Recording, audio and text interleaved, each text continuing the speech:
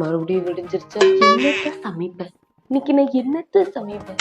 டெய்லியும் ஒண்ணு சமைக்கணும்னு சொன்னா என்னடா எனக்கு தெரியும்? எங்க வீட்டுல மணி 7 தான். 7 மணிக்கு இழுத்து போத்திட்டு தூங்குவேன். ஆனா இங்க சமைக்கிறதுக்கு வந்து நின்றுருக்கேன். நீ என்ன சமைக்கிறதுன்னு தெரியல. என்னத்த சமைப்பேன்?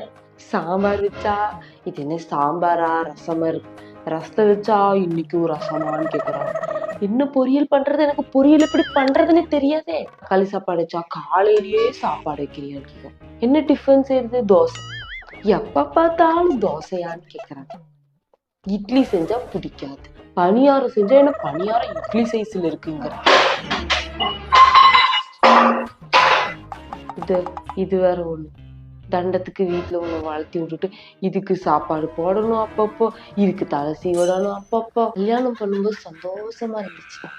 ஆனா கல்யாணம் பண்ணி கஷ்டம் பேசாம